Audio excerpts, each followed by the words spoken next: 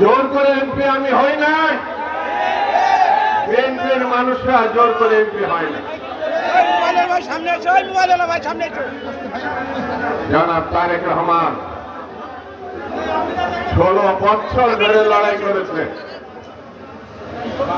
দেশনেত্রী বেগম খালেদা জিয়া স্বাধীনতা এবং গণতন্ত্রের জন্য জীবনকে উৎসর্গ করেছে। ভাবা যায় মিথ্যা মামলায়, আপনাদের মনে আছে কিনা, কথায় কথায় ওই মহিলাটা বলতো এতিমের টাকা নাকি খেয়ে খাইছে। শেখ হাসিনা ব্যাংকের টাকা কোথায় পাচার করেছে, বারবার বলতেন মুজিব কন্যা পালায় নাই। আপনার যে জোর আমরা বাংলাদেশের মানুষ দেখেছি, ঘৃণা, বেদনায়, যন্ত্রণায় মনে করেছে মুজিবের কন্যা বাংলাদেশকে অপমান করেছে। এখন গিয়ে ভারতে বসে আছে। ভারতে যারা আমাদের বর্ডার বন্ধ করেছে, ভিসা বন্ধ করেছে, আমাদের মানুষের উপরে প্রতিনিয়ত গুলি করে মানুষ মারছে, আপনি সেই দেশে গেছেন, সেই দেশে আপনি জীবন বাঁচানোর জন্য নাকি পালিয়েছেন। এই ধানকে আমরা কি করব? আগামী দিন যে নির্বাচন আসছে ফেব্রুয়ারি মাসে, সেখানে ধানের শেষ ছাড়া সারা বাংলাদেশে আর কিছু পাত্তা পাবে বলে আমার কাছে মনে হয় না।